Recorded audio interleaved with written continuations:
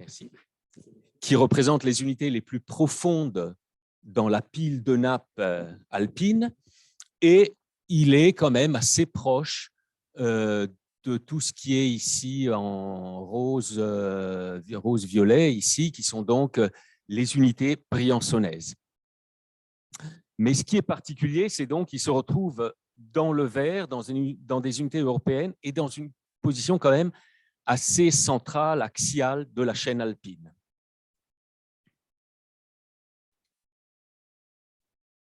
Je suis désolé, hein, toutes les diapos sont en anglais, mais je vais continuer à parler en français. Donc, juste je vais parler essentiellement de la géologie et pas tellement de toute la partie technique du tunnel, mais juste pour le situer un peu dans l'histoire. Donc, les toutes premières idées de créer et percer ce tunnel ont été formulées en 1853. C'était donc ce projet de Adrien de la Valette qui avait une idée d'un tunnel de 12 km qui devait se faire à 1200 mètres de profondeur. Et ensuite, ce qui est important, c'est que la première carte géologique du Valais a été produite par Gerlach, donc je parlerai un peu plus tout à l'heure. Et lui, il avait commencé à la supervision d'un premier tunnel entre le Piémont et la Suisse.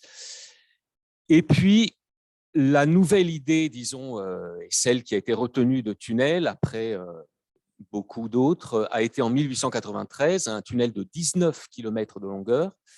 Et donc, en 1895, ça a été officialisé et le projet a commencé après. Et le projet s'est terminé définitivement en 1906. Je crois qu'ils ont percé le dernier bout de roche entre les deux côtés, qui se sont rejoints, je pense, déjà en 1904. Mais le projet s'est terminé complètement en 1906.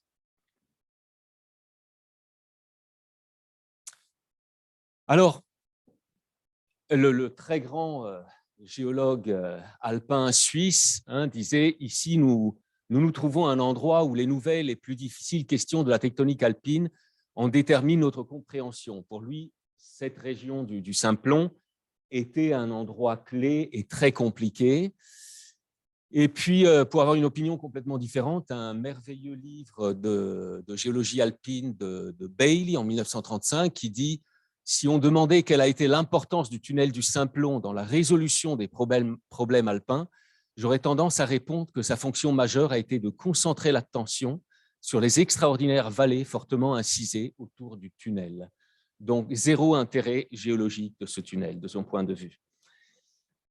Un autre géologue alpin extraordinaire, qui était Alan Milnes, qui a publié ce papier dans la Société géologique américaine, et commence la première phrase à l'introduction de son papier, il dit à 7h20 du matin, vendredi 24 février 1905, la dernière barrière rocheuse du tunnel du Simplon a été percée, et un nouveau concept géologique est né. C'était le concept de nappe de socle. Donc, si Milnes a raison, le tunnel du Simplon a été un événement extraordinaire dans l'avancée des connaissances tectoniques. Je reviendrai tout à l'heure sur ça, je pense que c'est complètement faux, mais c'est pour vous dire qu'il y a des opinions très différentes par rapport à l'intérêt scientifique géologique du tunnel du Simplon. Donc, si on regarde son histoire, il faut commencer par les travaux de Studer, qui était, disons, le pape de la géologie des Alpes suisses en tout cas de la première moitié du 19e siècle, et qui fait une première coupe ici, il en dessinait dans son livre, mais pas tellement non plus. Et ça, je dirais que c'est un hasard qu'il fait une coupe qui est seulement à quelques kilomètres de ce qui deviendra beaucoup plus tard le tunnel du Simplon, et plus ou moins parallèle à celui-là. Et ce qu'il montre et il commente, c'est qu'il y a des gneiss qui sont au-dessus des calcaires. Donc, c'est ce qu'on voit ici, à deux endroits. On a des gneiss ici et ici, au-dessus des calcaires. Il remarque qu'il y a un contact anormal. Chart dira « On ne peut qu'admirer la justesse d'observation du grand maître, donc le grand maître c'est Studer, d'avoir reconnu la superposition du gneiss sur les les calcaires au Halsenhorn et Chistella, qui sont les montagnes où il a vu ça. Par contre, mais ce qui est intéressant, c'est d'essayer de voir quelle était l'explication que donnait Studer à ce contact anormal. Et ce qu'écrit à propos de ça Studer, c'est que donc dans la partie axiale de la chaîne, on a des gneiss qui ont une tendance à montrer une fabrique granitique à différents endroits, et il y a une texture flasère, donc quelque chose comme un gneiss, qui a tendance à disparaître. Et il se pourrait que la pression exercée par cette masse granitique, donc puisqu'il ne voit plus la texture de gneiss, c'est encore quelque chose de granitique, soit en fait la cause, ce qui explique que ces granites de gneiss se superposent aux sédiments, au calcaire. Studer s'arrête là. Donc, c'est une idée, c'est une spéculation qu'on arrive seulement partiellement à comprendre. Hein. Et de toute façon, il n'a pas le temps, il a tellement d'autres thèmes à discuter. Donc, ça reste, disons, il a remarqué qu'il y a quelque chose de bizarre dans ça. Donc, mais l'explication, c'est une spéculation qui nous amène pas beaucoup plus loin. Voilà. Suite à ça, il y a les travaux de Gerlach. Et en 1869, il écrit, donc il publie plusieurs coupes, et il y a des choses assez extraordinaires dans ce qu'il publie à cette époque-là. Et ce que vous voyez dans la partie centrale ici, c'est un pli couché avec des gneiss entourés par des sédiments. Et ça, c'est le contact des gneiss. Et Gerlach comprend tout à fait que les sédiments donc, sont en série normale en haut, en série inverse ici, et qu'il s'agit d'un pli couché qui fait une longueur ici d'environ 10 km. Et avec une simplicité étonnante dans son texte, il dit bon, c'est un chevauchement de 10 km. Il y a eu un déplacement d'un côté à l'autre de 10 km à la base de cette unité replissée sur elle-même de gneiss. Et ça, je crois que ce n'est pas suffisamment reconnu dans l'histoire de la tectonique. Hein. Gerlach reconnaît donc clairement avec ça ce qui est une nappe, mais il est rarement reconnu pour être, lui, le premier à avoir défini des nappes dans l'histoire de la géologie. Alors, on est bien avant Marcel Bertrand, hein, ce que je montrais ce matin, qui est souvent associé à celui qui a défini les nappes. Il faut dire que Gerlach était un esprit assez exceptionnel, mais ce n'était pas un académicien. Il ne travaillait pas à l'université, c'était un ingénieur. Il travaillait pour des compagnies, des choses différentes. Et donc, il n'a pas tellement écrit, et surtout, il ne venait pas de ce milieu-là. Et quand on regarde avec quelle simplicité, sans en faire une grande histoire, il voit ce qu'il voit, il l'interprète comme une nappe, on se dit qu'il n'est pas au courant probablement des conséquences et des discussions qui se font dans les universités. Pour lui, on se dit une modestie incroyable, et il n'en fait pas une grande histoire, mais c'est absolument clair. La façon dont il écrit ça, c'est clair, il a compris qu'il s'agit d'une nappe. Et il calcule même exactement la longueur de cette ligne ici, c'est-à-dire de combien le socle a recouvert la couverture, et ça lui donne une valeur exacte du déplacement de la nappe.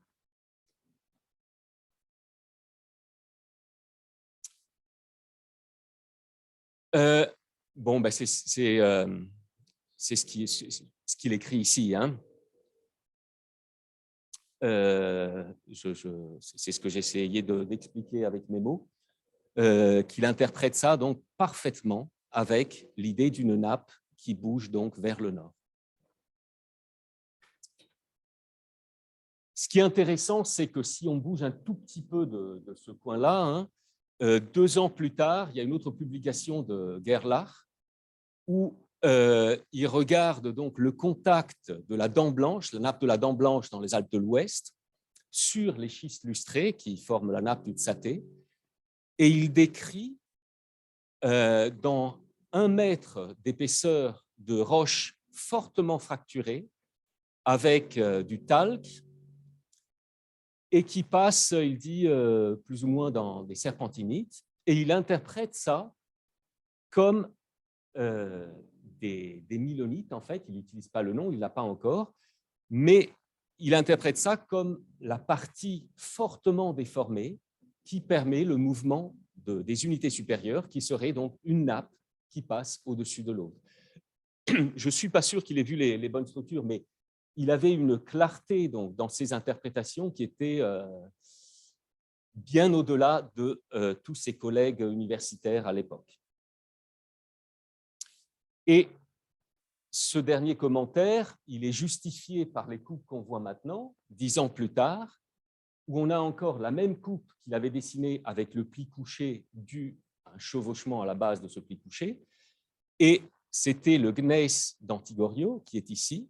Et dans cette coupe de 10 ans plus tard de Gerlach, celle de Rennevier, on ne voit rien de tout ça. Alors, évidemment, en fonction de où on fait la coupe, le fond de la vallée, on pourrait dire qu'il cache la partie ici du front de ce pli qui revient comme ça. Mais bon, c'est quand même la responsabilité du géologue de regarder à droite et à gauche avant de faire sa coupe.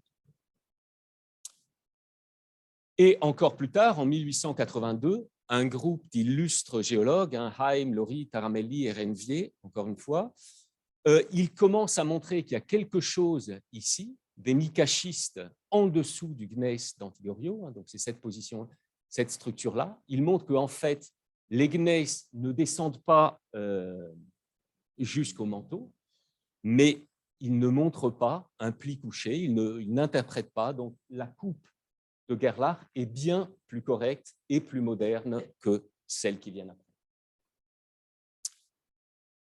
On arrive, on le voit mal, désolé, tout en haut, le mot c'est Hans Schacht, dont j'ai parlé ce matin, grand génie de la tectonique alpine et en général, en 1894. Il reprend encore la coupe du Simplon et il y a des éléments tout à fait novateurs ici.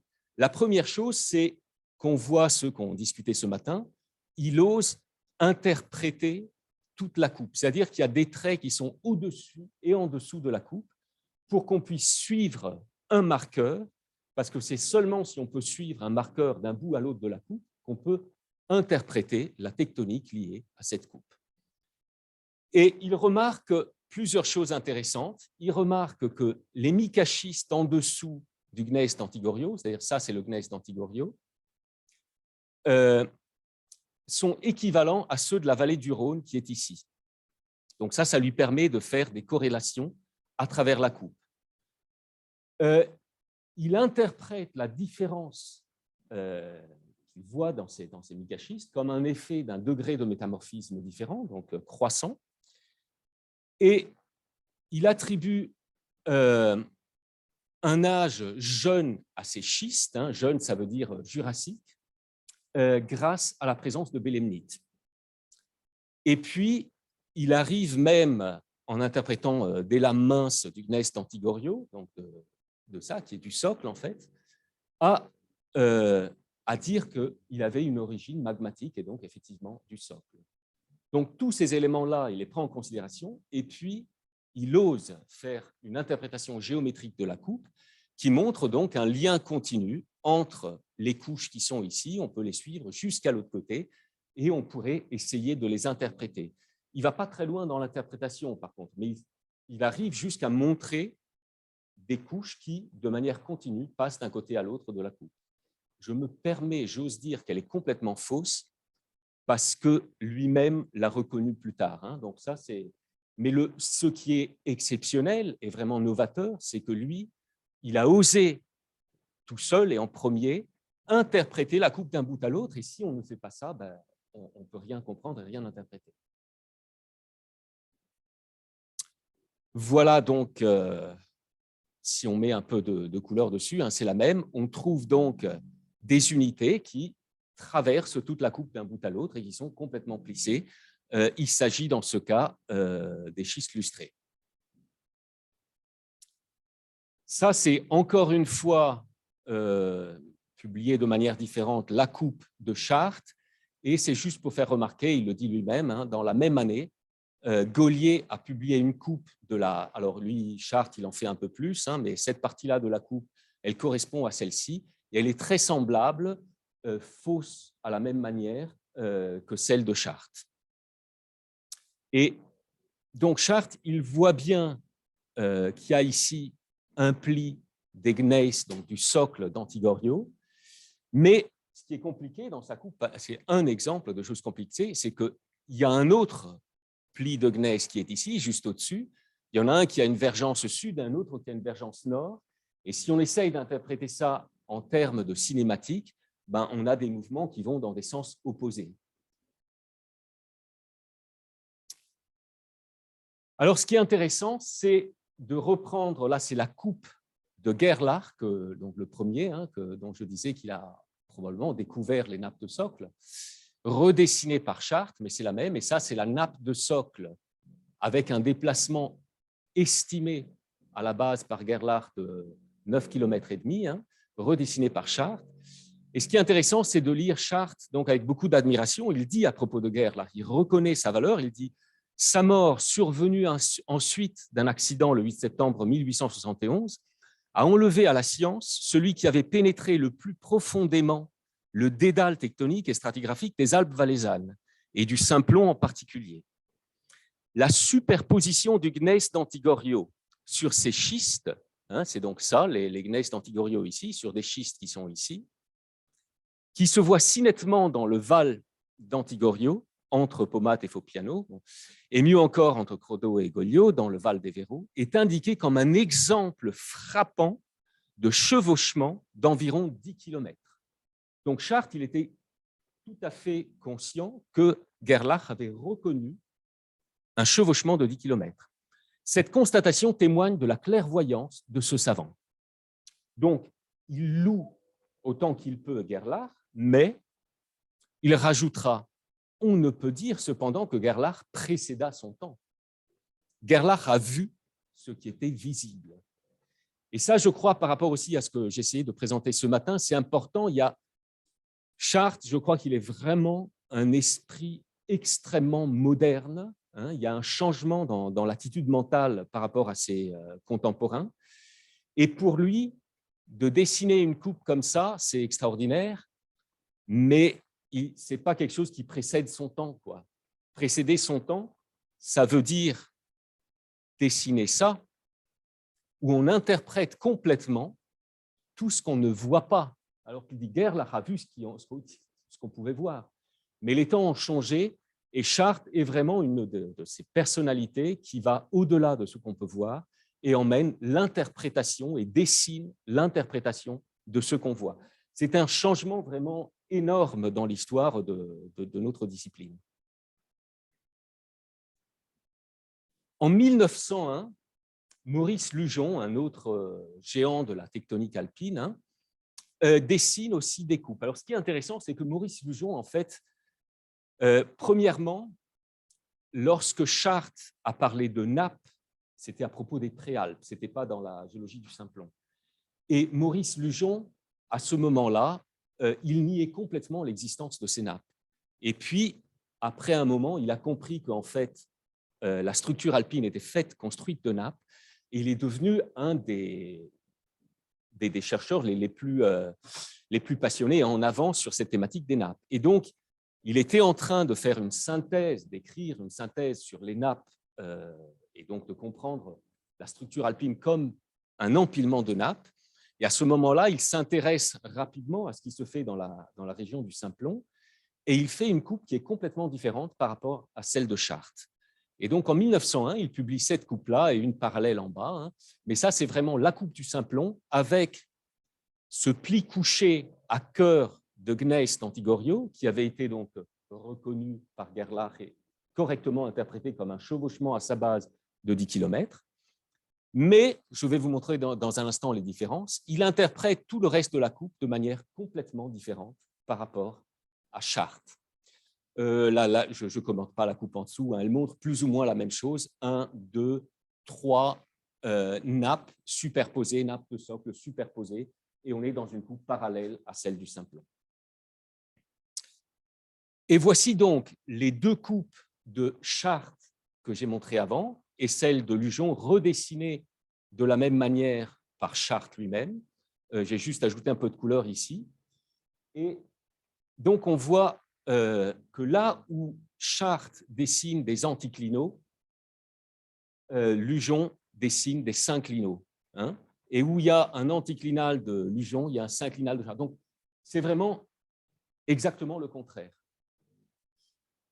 Et ce qui est intéressant, c'est Chartres va dire que Lugeon a parfaitement raison, hein, et qu'il est tout à fait d'accord. Ça, c'est la coupe du bas de Lugeon, c'est la coupe qui est correcte. Donc, pourquoi Lugeon arrive à la solution de ce problème? C'est qu'en fait, il le dit lui-même, il regarde, il est en train de faire une synthèse des nappes dans les Alpes, et il remarque qu'elles ont toutes la même vergence. Elles bougent toutes, donc il y a toutes vers le nord-nord-ouest, et donc le front de la nappe, il se ferme toujours dans la même direction. Et donc, il ne peut pas comprendre qu'il y ait ici un pli de socle dans cette direction-là, qui suit un pli de socle dans cette direction-là. Ça le gêne parce que c'est une anomalie par rapport à tout ce qu'il a déjà compris. Lui. Donc, très vite, il se dit, bon, il y a une solution très simple. Ces plis-là, en fait, ce sont des anticlinaux aussi, mais qui sont basculés vers le bas. Donc, ils ont une forme de synforme, mais en fait, c'est des anticlinaux. Le terme en géologie structurale, et maintenant, ça s'apprend en deuxième année de licence, hein, il y a des synclinaux antiformaux et des anticlinaux synformaux, c'est pour des plis repliés. Hein, il y a deux phases. Donc. Lui, il n'utilise pas ces termes, mais il dit, avec une clarté qui ne laisse aucun espace à des doutes, il dit c'est comme ça qu'ils sont formés, et c'est juste que la partie frontale du pli, elle penche un peu vers le bas. Et donc, on se retrouve avec 1, 2, 3 anticlinaux couchés qui forment 3 nappes superposées les unes aux autres. Et la raison, enfin, au-delà du fait que c'était un des grands génies de la tectonique alpine, hein, c'est vraiment que pour lui, c'était une anomalie par rapport à tout ce qu'il avait pu voir jusqu'à maintenant dans le reste de ses travaux alpins. Et donc, Lugeon, il écrit « On sait que d'après les coupes de Chartres et Gaulier, le pli couché vers le nord d'Aignes d'Antigorio, donc c'est toujours celui-là, hein, est recouvert par le pli du mont Téléoné, qui est celui-là, déversé en sens inverse. Ce phénomène m'a toujours paru étrange, il me le semble encore plus aujourd'hui, car nous trouvons là l'unique fait de ce genre dans les Alpes suisses, où il n'existe aucun autre pli en retour donnant lieu à une sorte de double pli. Et le double pli, c'est celui dont j'ai parlé ce matin, des Alpes de Glarus, hein, où vous avez deux plis qui se regardent l'un à l'autre comme ça, qui, d'un point de vue de la cinématique, est un contresens, et on ne sait pas produire en faisant des raccourcissements normaux. Tout reviendrait donc à considérer le massif du mont Téléoné, non comme un pli couché déversé vers le sud, mais comme une tête anticlinale d'un pli supérieur à celui d'Aignes d'Antigorio, et s'amorçant en arrière de celui-ci. Hein, donc c'est celui-ci, ce serait au-dessus d'Aignes d'Antigorio, mais la même structure au-dessus. Et puis celui-là, encore une fois au-dessus. En 1902, il ajoute « Les coupes jusqu'ici publiées dessinent des anticlinaux couchés ou déjetés, mais déversés en sens inverse. Ainsi compris, ces coupes ne sont explicables que par deux poussées dirigées en sens opposé, phénomène analogue au célèbre double pli de Glarus, mais phénomène mécaniquement incompréhensible. » Hein.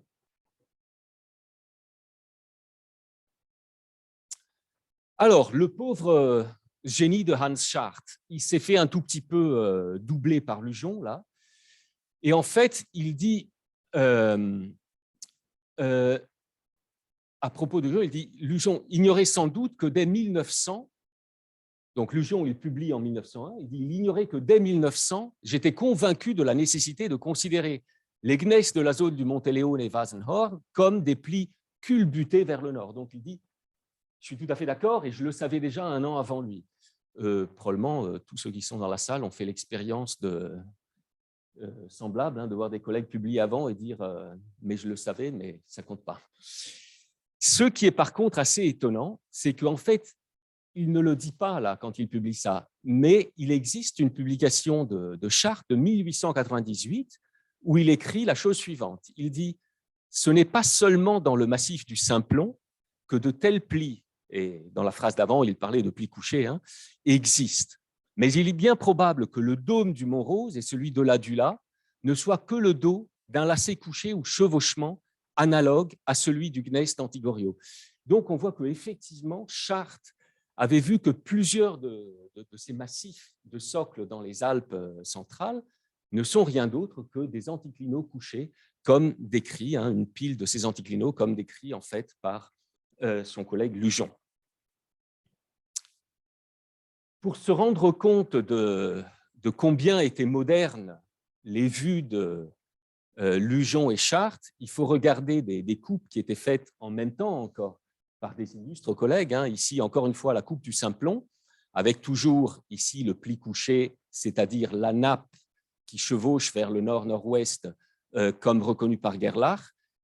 Et donc là, Carl Schmitt la dessine, puisque maintenant Gerlach a vu ça depuis 30 ans, mais tout le reste, si on regarde ici, ça c'est ce qui prenait le nom, on appelait ça la voûte de Gneiss. C'était un terme un peu... C'est-à-dire que quand on descendait en profondeur, il y avait une voûte de Gneiss.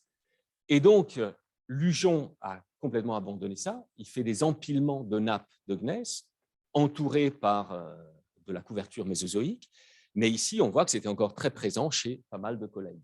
Donc là, il n'a pas pu ne pas reprendre les géométries de Gerlach, mais par contre ici, ça s'ouvre vers le bas et ça descend, on ne sait pas jusqu'où. Ici, c'est la nouvelle coupe redessinée par Chart, mais encore une fois, Lujon a rapidement montré l'empilement de nappes comme il était. Chart, maintenant, il change complètement sa coupe et il a des données plus précises du tunnel qui est presque percé complètement ici. Et donc, il peut faire une coupe assez précise. Avec ça, c'est des marqueurs du Trias et arriver jusqu'à cette coupe très, très belle où on voit l'empilement des nappes. Alors, c'est la première Antigorio qui a été reconnue, encore une fois, par Gerlach plus de 30 ans avant lui. Et puis, ça, c'en est 1, 2 et 3 autres, empilées les unes sur les autres et avec des schistes lustrés entre elles. Et en noir, la barre noire, c'est la coupe, c'est le tunnel du Simplon qui a donc donné des informations en profondeur. Donc, la question, c'est, en ayant vu tout ça, est-ce que Alan Milne avait raison ou pas que l'avoir percé le tunnel du Simplon a créé ce concept de nappe de socle? Je dirais sûrement pas, parce que Gerlach, en 1969, l'avait vu très clairement, il n'avait pas besoin du tunnel du Simplon, tout était absolument clair. Ceci dit, je dirais quelques mots quand même sur Alan Milne, qui a écrit des travaux merveilleux sur la région du Simplon et qui était un géologue tectonicien exceptionnel. Donc là, il s'est sûrement trompé. Et une évidence aussi, c'était, si on regarde les coupes de Termier de 1903 que j'avais montré ce matin, là on voit, elle est fausse, elle est bien trop longue, mais on voit que les nappes de socle étaient un concept qui existait déjà dans la communauté alpine. Ça n'a pas été inventé avec le Simplon. Alors, qu'est-ce qui se passe? Donc là, le tunnel du Simplon a été réalisé. Donc ça, c'est l'histoire qui était associée aux travaux du tunnel du Simplon, mais ça reste une région extrêmement intéressante pour la géologie alpine et je vais juste rajouter 2 ou 3 éléments par rapport à ça. Encore une fois, Émile Argan, dont on a parlé ce matin, le tunnel du Simplon ou la région du Simplon, elle serait ici dans le bloc diagramme d'Émile Argan. Et donc, si on suit la projection d'Émile Argan parallèlement aux axes de pli, comme il a fait ici, donc parallèlement à cette ligne-là, on le retrouve ici, dans cette position-là. Et là, on a l'empilement des nappes décrites par Lujon en premier et Chart avec tout de suite après, une sur l'autre en noir. Et dans la coupe de Émile Argan, voilà la trace du tunnel du Simplon qui traverse les nappes donc de Antigorio, et puis elles ont d'autres noms, ces nappes de socle, les Bendoun, Montéléoné, etc. Et donc, la reconstruction, la rétrodéformation de Argan, dont on a parlé ce matin aussi, juste pour positionner le tunnel du Simplon et sa géologie, on est dans cette position-là. C'est là qu'on forme les nappes et qu'on les empile une sur l'autre. Donc, j'avais montré ça ce matin aussi. les coupes des Alpes des années 30 et avant aussi déjà pas très différentes, et celles des années 80 sans de grandes différences. C'est ici qu'on a la coupe du Simplon dans cette position-là. Donc, dans cette longue période entre, disons, les années 30 et 70, il ne se passe plus grand-chose du point de vue de la tectonique du Simplon. Et c'est Alan Milnes, dont je parlais avant, qui, au début des années 70, fait un travail structural de détail dans cette région-là.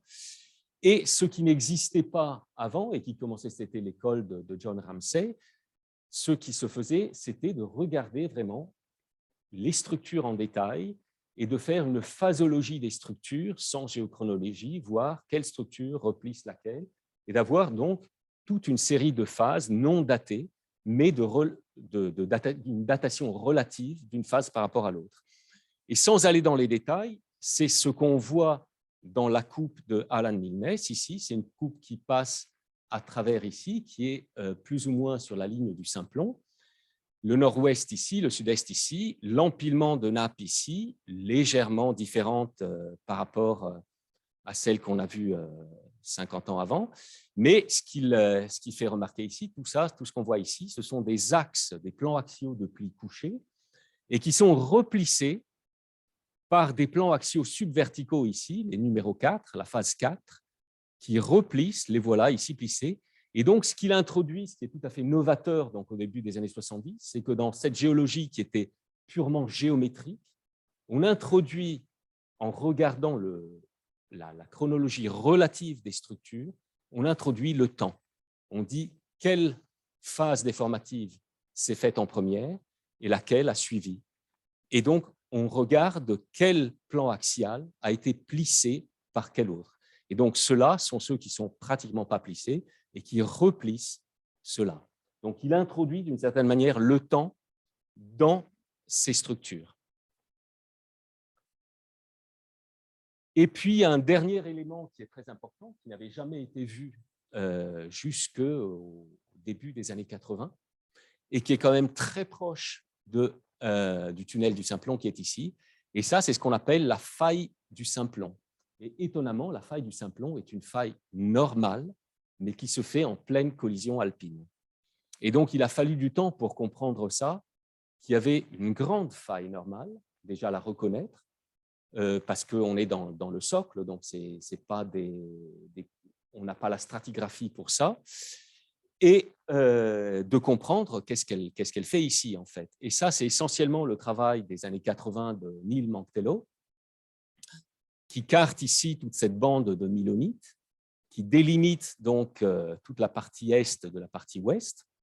La faille, elle plonge vers l'ouest-sud-ouest, et il reconnaît, grâce à des critères de cisaillement, c'était des outils qu'on a en partie sur le terrain, en partie en lame mince, mais qui n'existaient pas. Ils ont commencé à exister à la fin des années 70-80. Donc, on ne pouvait pas facilement comprendre qu'il s'agissait d'une faille normale. Après, il y a eu la géochronologie, les âges différents du mur et du toit, etc. Mais Mantello a travaillé surtout avec ces critères de cisaillement qui voyaient que en fait, la partie inférieure bougeait relativement à la partie supérieure vers le haut. Et donc, il avait un sens normal de cisaillement. Et il a interprété ça correctement comme une faille normale qui est juste au-dessus du tunnel du Simplon. Et donc, si on fait des coupes comme le faisaient les anciens, on a bien l'empilement de nappes avec la nappe d'Antigorio qui avait été déjà décrite par Gerlach. On en a maintenant en dessous aussi. On voit qu'on continue à avoir des nappes de socle en dessous. Mais ce qui est intéressant, c'est que maintenant, dans les coupes, la partie supérieure est complètement coupée par une faille ici, qui est une faille normale qu'on projette latéralement. Et elle vient recouvrir donc, toutes ces nappes d'origine, disons, européenne, empilées les unes sur les autres. Donc, je conclus, avant la construction du tunnel, les coupes montraient uniquement ce qui était visible. C'était les coupes de Studer, avec effectivement déjà des nappes de socle, comme l'a reconnu de manière tout à fait brillante Gerlach. Pendant la construction du tunnel, on a remarqué qu'il y avait quand même une continuité structurale à travers toutes ces unités. Et on a vu, on ne les a pas appelés comme ça, mais on a vu qu'il y avait des plis replissés. C'est comme ça qu'on appelle maintenant des anticlinaux qui sont devenus des synformes. Hein, donc, c'est des synformes anticlinaux. Et suite à la construction du tunnel, hein, on a continué quand même à faire de la tectonique dans cette région en intégrant les données de surface dans une image plus vaste de cette partie des Alpes et en rétrodéformant aussi toute la coupe. Et ce qu'on a maintenant, et grâce aussi, et après à la tectonique des plaques, c'est une chronologie relative des structures où on associe donc ce qu'avait fait Milnes, de voir quels plis étaient replissés par les autres. On essaye d'associer ça aux phases, disons, de subduction-collision de la région et donc intégrer ça dans une image géodynamique moderne de tectonique des plaques. Voilà, merci pour votre attention.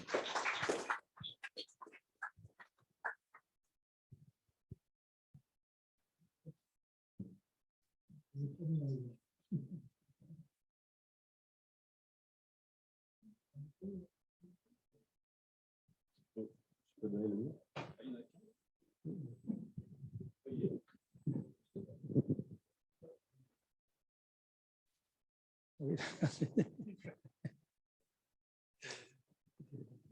Merci. Oui, André Michard, je suis un peu un ancien de la géologie alpine, après quoi j'ai divergé vers la géologie marocaine, qui est aussi très passionnante et variée. Mais je suis revenu récemment grâce à des amis comme Michel Balèvre, ici présent, Stéphane Schmitt, Paola Manzotti, qui a été cité ce matin, et quelques autres, à la géologie alpine. Et vous avez tout à l'heure parlé, professeur Rosenberg, de cette réflexion de Maurice Lugeon, affirmant que l'existence de plis déversés en sens opposé était peu vraisemblable parce qu'il n'en avait jamais vu. Alors, ça me fait penser à des plis de rétrocharriage qui sont évidemment très développés dans les régions plus au sud-ouest et au sud, tout le long de la chaîne des Alpes occidentales. Est-ce que vous avez repéré dans vos études d'histoire de la géologie du Simplon ce qu'on pourrait appeler des lacunes de documentation du professeur Lugeon vers le sud de la chaîne alpine? C'est vraiment une excellente question. Hein. Je crois que... alors, je ne sais pas s'il a des lacunes ou pas, mais je dirais que dans ce qu'il a écrit, dans ce qu'il a vu, il y a un brin de... Il y a un peu d'intuition. Alors, il y a beaucoup de génie, hein, mais il y a un brin d'intuition et de chance aussi. Parce que, comme vous le dites exactement, il a ignoré complètement qu'il y avait des rétro-plis, rétro-chevauchements. Et il y en a dans la région, pas si loin non plus. Hein, la Michabel fait ce genre de structure. Et donc, oui, et donc lui, apparemment, hein, en lisant parce que c'était ça qui le gênait en fait. Donc, il y a une composante de chance parce qu'effectivement, la façon dont il interprète la coupe du Simplon, elle est tout à fait correcte. Hein. Après, Chart, il la dessine mieux parce qu'il a plus de données, plus de temps, il s'occupe de ça vraiment. Lugeon, non, il fait une grande synthèse. Mais je crois que c'est vraiment intéressant ce que vous dites, hein, parce que je crois qu'il a quand même eu un petit brin de chance aussi, en disant, bon, moi, j'en ai pas vu, donc ça n'existe pas, ils ont tous la même vergence, et donc là, il y a quelque chose qui ne va pas, et il avait raison, et il y avait quelque chose qui ne va pas, et il l'a bien interprété. Effectivement, il y a des endroits des Alpes où les plis vont... Par contre, ce qu'il faut dire, là où on a ces rétro-chevauchements avec des rétroplis, on n'a pas un empilement comme ça, comme le montrait, disons, la coupe de Chartres, où il y en a un dans ce côté, un de l'autre, un de l'autre, un de l'autre. Donc, peut-être que s'il avait vu la coupe, je ne sais pas, là où il y a vraiment les plis de la Michabel, même Lugeon aurait compris que là, ça avait sa justification. Mais je crois que là, il devait être gêné par l'image de la coupe de Chartres, qui lui-même, justement, était arrivé au point aussi de la refaire. Mais effectivement, c'est un point intéressant. Ouais. D'autres questions? Je vais poser une question toute simple. Cette faille normale qui a été découverte très tardivement, quel est son rejet? Ouf, là, vous touchez un point qui est… C'est millimétrique, kilométrique? Non, c'est kilométrique, mais il y a des grands débats. Alors, il y en a deux dans la chaîne alpine, et j'appartiens à ceux qui considèrent qu'elles ne sont pas très importantes, mais j'ai des collègues qui en font des structures très importantes. Donc, c'est difficile, mais disons qu'on on varie entre… Est-ce que c'est plutôt 10 ou plutôt, alors pour le simplon, disons entre 10 et 30 kilomètres, pardon. Oui, c'est important. Oui. C'est un étirement parallèle à la chaîne. Donc la chaîne, elle se raccourcit, elle accommode le raccourcissement en s'épaississant verticalement, mais en partie aussi en faisant un certain fluage latéral. Ça, c'est latéral, c'est le rejet latéral, mais verticalement, ça peut pas… Alors disons que la faille normale, elle amincit la croûte, parce que bon, elle est pentée comme ça, mais c'est essentiellement un mouvement horizontal qui amincit la croûte. D'accord. Mais il y a une partie qui remonte par rapport à l'autre. Il y a le mur. Oui, mais ce qui rendait sa détermination, sa découverte d'autant plus difficile. Ah oui, surtout, c'était… On ne comprenait pas que dans une chaîne de collision, on puisse avoir ça. Même si en Himalaya, les collègues avaient vu déjà des choses comme ça, mais aussi, toujours, on s'étonnait par rapport à ces structures. Oui.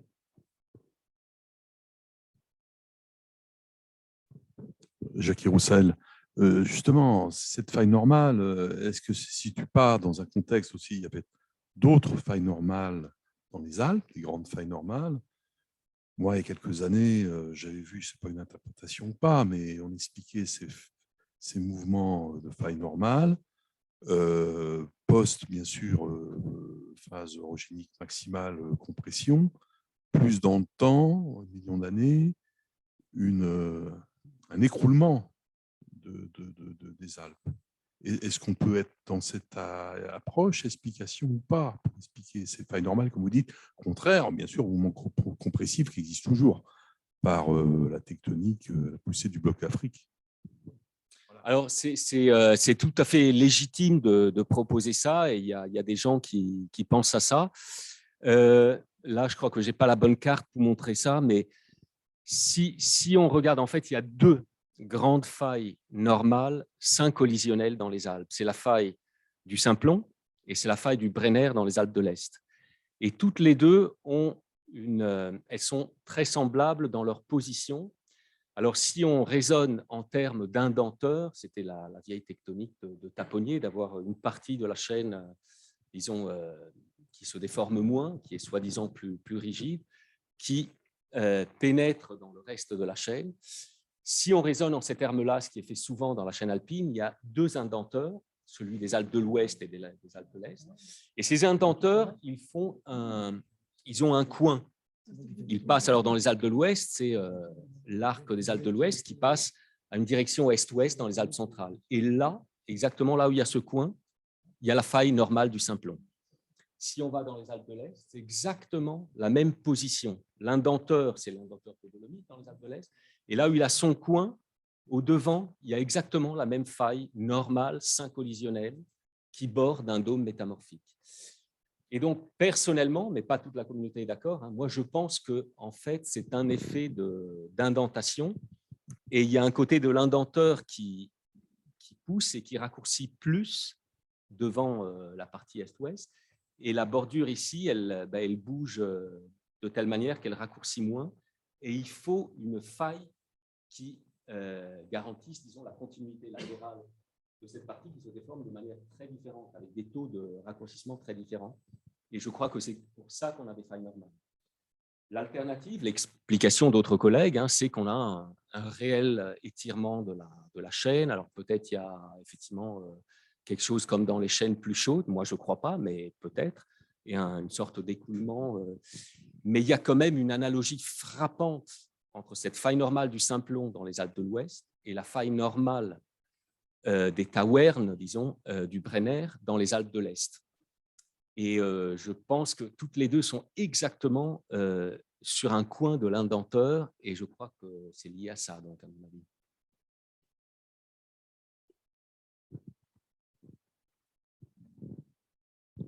Oui, Michel Balèvre. Juste un petit doute. À l'occasion de quel creusement, de quel tunnel il y a eu un accident majeur avec des dizaines de morts? Est-ce que ce n'est pas le Simplon et est-ce que ce n'est pas parce que justement le tunnelier, à l'époque, a atteint une vallée surcreusée et que toutes les boues post-glaciaires accumulées et l'eau ont emporté tous les ouvriers qui travaillaient? Est-ce que ce n'est pas le Simplon? Est-ce que ce n'est pas ça qui justifie l'opinion négative à l'égard des... Qui justifie quoi? L'opinion négative, tu citais tout à l'heure, qui a dit que le creusement du tunnel du Simplon n'avait apporté aucune information géologique majeure. Est-ce que ce n'est pas à cause de ce point-là? Non, je ne pense pas. Alors, je pense que Bailey, qui disait ça, était un tectonicien brillant et effectivement, il considérait que la complexité tectonique pouvait se résoudre sans avoir les données profondes du tunnel, hein. Mais je pense que là, parce que j'ai des images, on voit l'eau sortir du tunnel. Donc, je ne suis pas au courant s'il y a eu des morts et combien, mais il y a eu donc il y a des images de l'époque où on voit vraiment des quantités d'eau sortir. Mais le Gothard, ils ont eu des choses semblables au tunnel du Gothard quand ils ont percé à travers les dolomies poreuses et où il y a eu aussi des sorties d'eau violentes du tunnel. Ouais.